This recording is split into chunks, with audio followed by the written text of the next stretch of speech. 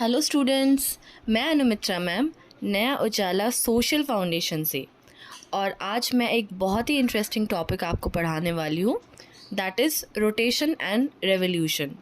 जब मैंने solar system पढ़ाया था उसमें मैंने रोटेशन और रेवोल्यूशन के बारे में कुछ पॉइंट्स आपको समझाए थे। आज हम इसको डिटेल्स में पढ़ेंगे कि रोटेशन और रेवोल्यूशन क्या होता है और पृथ्वी पे इसका क्या इम्पैक्ट है। So let's start rotation and revolution. Important points to remember. Definition of rotation. तो रोटेशन की परिभाषा क्या होती है, परिभ्रमण की परिभाषा क्या होती है? Rotation refers to the spinning of a celestial body like Earth around its own axis. ठीक है, तो अर्थ जब अपने एक्सिस पे घूम रहा है ना। आपको पता है ये जो डे और नाइट हो रहा है ना, दिन और रात, ये कैसे संभव हो पा रहा है? सूरज एक ही जगह पे है, सूरज क्या है, वो नहीं घूमता है ना, वो फिक्स्ड है उसका पोजीशन। घूमते हम लोग हैं, अर्थ घूमते हैं, बाकी प्लैनेट्स घूमता है ना। तो ये जो spinning of a celestial body जैसे कि अर्थ है ना, इसका जो स्पिनिंग होता है, बॉल स्पिन करता है ना, तभी क्रिकेट में स्पिनर्स बोला जाता है बॉलर्स को, है ना। तो स्पिनर्स मतलब क्या होता है कि वो जो स्पिन करके जो बॉल फेंके जाते हैं। तो बॉल कैसे घूमता है? अपने एक्सिस में ही घूम रहा है। उसी तरीके से अर्थ भी अपने एक्सिस पे घूमता है और इसी को रोटेशन बोला जाता है। ठीक है, तो परिभ्रमण वो प्रक्रिया है जिसमें एक आकाशीय पदार्थ जैसे पृथ्वी अपने अक्ष के चारों ओर घूमता है। तो ये डेफिनेशन आप सभी को रोटेशन का याद रखना होगा। सबसे सिंपल और सबसे अच्छा डेफिनेशन है ये। सो ये आप देख सकते हैं, the turning of a planet on its axis. किसी भी प्लैनेट का, चाहे वो अर्थ हो, जो भी हमारे सोलर सिस्टम में, सौर मंडल में जो भी ग्रह है, वो इसी तरीके से घूमते हैं अपने एक्सिस में। ठीक है, और इसी को रोटेशन कहा जाता है। तो रोटेशन कुछ इस तरह, ये डायरेक्शन में होता है। ठीक है, मतलब लेफ़्ट टू राइट घूम रहा है इस तरफ से, और फिर वो जैसा है वैसे ही, ठीक है, घूमता है। That is turning of a planet on its axis. Next है इम्पैक्ट ऑफ रोटेशन। तो रोटेशन का क्या प्रभाव है, क्या इम्पैक्ट होता है? Causes day and night. देखो, सबसे बड़ी बात तो ये है कि डे और नाइट, दिन और रात जो है वो रोटेशन के कारण ही संभव हो पा रहा है। वरना अगर पृथ्वी नहीं घूमती तो जिस जगह पे सूरज की रोशनी पड़ती वहाँ पे दिन होता, और उसके उल्टा तरफ जहाँ रोशनी नहीं पड़ती वहाँ ज़िंदगी भर रात होती। तो ये तो नहीं होता है ना, दिन और रात दोनों होते हैं। Causes day and night as different parts of the earth receive sunlight while others face darkness. ठीक है, तो अलग अलग पार्ट जो सनलाइट रिसीव कर रहा वहाँ पे डे होता है, और जहाँ पे डार्कनेस है, मतलब जहाँ सनलाइट नहीं गिरता, वो रात हो जाता है, और इसका कारण रोटेशन ही है। नेक्स्ट है influences the direction of winds and ocean currents. ठीक है, रोटेशन क्या करता है कि जो विंड, वायु का जो दिशा होता है, विंड का जो डायरेक्शन होता है, उसको भी इन्फ्लुएंस करता है। ठीक है, उस पर प्रभाव डालता है।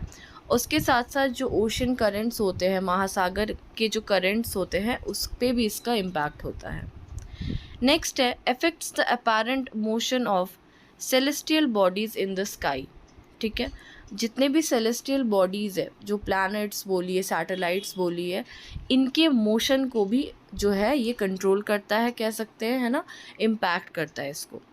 तो affects the apparent motion of celestial bodies in the sky, है ना। रोटेशन के चलते ही जो है हम कह सकते हैं कि ये मोशन संभव हो पाया है ना, सारे सेलेस्टियल बॉडी का। तो दिन और रात का उत्पन्न होना, क्योंकि पृथ्वी के विभिन्न हिस्से सूर्य प्रकाश प्राप्त करते हैं जबकि अन्य भाग अंधकार में रहते हैं। हवाओं और समुद्री धाराओं की दिशा को ये प्रभावित करता है। आकाश में स्थित आकाशीय शरीरों की प्रतित गति को प्रभावित करता है। सेलेस्टियल बॉडीज़, या शरीर तो नहीं होगा, बट हम क्या कहना चाह रहे हैं, सेलेस्टियल बॉडीज़, है ना, जो प्लैनेट्स वगैरह है। तो ये देखो, रोटेशन से ही डे एंड नाइट जो है वो संभव हो पा रहा है। सूरज की रोशनी जहाँ पे पड़ रही है जिस समय, वो दिन होता है, और उसके उल्टा रात हो जाता है। और रोटेशन के चलते ही क्या हो पा रहा है कि जहाँ पे रात थी वो जब घूम के सूरज की तरफ आई वहाँ दिन हो गया और ऑपोजिट में रात हो गया, है ना। अर्थ्स रोटेशन, देखो अर्थ क्या करता है, कितने कितने घंटों में एक फुल रोटेशन लगाता है, 24 आवर्स में, ठीक है। So earth completes one full rotation on its axis approximately every 24 hours, ठीक है। तो पृथ्वी अपने अक्ष के चारों ओर लगभग, अप्रॉक्सीमेट हम करते हैं, है ना, 24 घंटा हम पकड़ रहे हैं, 24 घंटे में एक पूर्ण परिभ्रमण ये पूरा करता है, एक कंप्लीट रोटेशन, ठीक है। डेफिनेशन ऑफ रेवोल्यूशन, अब हम समझेंगे कि रेवोल्यूशन क्या होता है, ठीक है।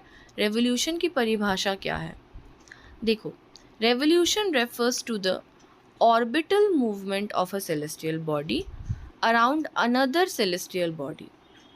तो रेवोल्यूशन में जो एक बहुत बड़ी इंपॉर्टेंट बात है वो है एक ऑर्बिट में घूमना, ठीक है। जो भी सेलेस्टियल बॉडी है ना, एक ऑर्बिट में घूम रहा है, एक पिंड में जब घूम रहा है किसी और बॉडी के इर्द गिर्द, उसको रेवोल्यूशन कहते हैं।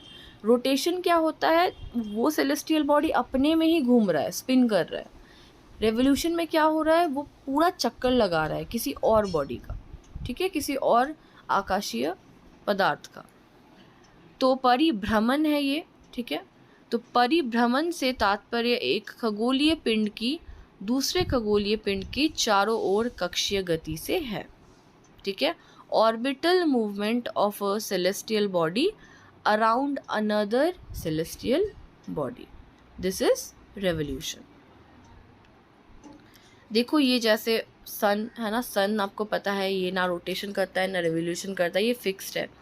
और अर्थ क्या कर रहा है, रोटेशन भी कर रहा है, साथ साथ रेवोल्यूशन भी कर रहा है, मतलब अपने एक्सिस में तो घूम ही रहा है। और ये देखो ये ऑर्बिट के चारों तरफ भी सूरज के आसपास ये चक्कर खाता है अर्थ। तो ये जो पूरे ऑर्बिट में घूम रहा है, दिस इज रेवोल्यूशन, ठीक है। रेवोल्यूशन क्या क्या इम्पैक्ट है, क्या इसका प्रभाव है। causes the change of seasons as Earth orbits the Sun, leading to variations in sunlight and temperature, ठीक है। तो हमें अर्थ में जो भी सीज़न देखने को मिल रहे हैं ना, ये सीज़न रेवोल्यूशन के कारण ही देखने को मिलता है। रोटेशन से क्या होता है, हमें दिन और रात देखने को मिल रहा है ना, जहाँ पे सूरज पर रोशनी उसका पड़ता है वहाँ दिन और उसके ऑपोजिट रात। बट रेवोल्यूशन से क्या होता है, जो अलग अलग सीजन्स, अलग अलग मौसम होते हैं पृथ्वी में, ये रेवोल्यूशन के कारण होता है, ठीक है, क्योंकि ये सूरज का चक्कर लगा रहा है और उसका अलग अलग एक प्रभाव है उसमें। तो variations in sunlight and temperature, जैसा जैसा तापमान और जैसा जैसा सूर्य का रोशनी पड़ेगा उसी तरीके से अलग अलग सीजन्स में उसका प्रभाव आता है। determines the length of a year or the time taken by a planet to complete one orbit around the sun, ठीक है। एक साल हम इसी को मान के चलते हैं, आपको पता होगा है ना। 1 ईयर का जो ये कॉन्सेप्ट है, ये कोई भी प्लैनेट का क्या होता है कि वो सूरज के इर्द गिर्द कितने दिनों में चक्कर काट के आ रहा है। तो पृथ्वी के लिए कुछ और है। आपको पता होगा कि मरकरी जो है वो केवल 88 डेज लगाता है ना, सूरज का एक परिक्रमा करने में, क्योंकि वो सूरज के सबसे सामने भी है और उसका जो स्पीड है रेवोल्यूशन का वो बहुत तेज़ है। तो वो केवल 88 डेज में ही एक साल उसका हो जाता है, बट हमारा लगता है 365 डेज, ठीक है। तो समय समय पर बदलती हुई ऋतुओं का उत्पन्न होना, क्योंकि पृथ्वी सूर्य के चारों ओर घूमती है, जिससे प्रकाश और तापमान में परिवर्तन होता है। एक वर्ष की लंबाई या ग्रहण का समय या वो समय जो एक ग्रह को सूर्य के चारों ओर एक पूर्ण ग्रहण पूरा करने में लगता है, इसको ये निर्धारित करता है। तो अगर हम देखेंगे रोटेशन वर्सेस रेवोल्यूशन, 24 आवर्स में होता है रोटेशन, जिसको एक दिन मान के हम चलते हैं, और रोटेशन के कारण दिन और रात हमें पता चलता है। रेवोल्यूशन क्या होता है, 365 डेज, है ना, मतलब आप सोचो जितना रोटेशन हो रहा है ना, 365 बार रोटेशन होने के बाद जब वो एक चक्कर काट रहा है सन का, वो है रेवोल्यूशन, जिसको हम 1 साल मान के चलते हैं, 1 ईयर, ठीक है। और इससे क्या होता है, सीजन्स होते हैं, अलग अलग मौसम, अलग अलग ऋतु है। Rotation and revolution jointly influence the climate, seasons and the length of days and nights on earth. यानी परिभ्रमण और ग्रहण संयुक्त रूप से पृथ्वी का मौसम, ऋतु और दिन और रात की लंबाई को प्रभावित करता है। They contribute significantly to earth ecosystem, affecting weather patterns, habitats and life cycles। तो पृथ्वी पे जो इकोसिस्टम है ना, पर्यावरण बोलिए, ठीक है, जो हमारा यहाँ पे मौसम का पैटर्न है, ठीक है, हैबिटेट्स है, मतलब जानवर जहाँ जहाँ रहते हैं अलग अलग, हम लोग इंसान, ठीक है, जानवर, पेड़ पौधे, ये सारा चीज़ जो है ये इन्हीं दोनों से प्रभावित होता है। और उसके साथ साथ लाइफ साइकिल, जीवन चक्र को भी ये प्रभावित करता है, दोनों ही, रोटेशन भी और रेवोल्यूशन भी। सो आई होप स्टूडेंट्स आप सभी को रोटेशन और रेवोल्यूशन बहुत अच्छे से डिटेल्स में समझ में आ गया। सो आज के लिए इतना ही। Thank you.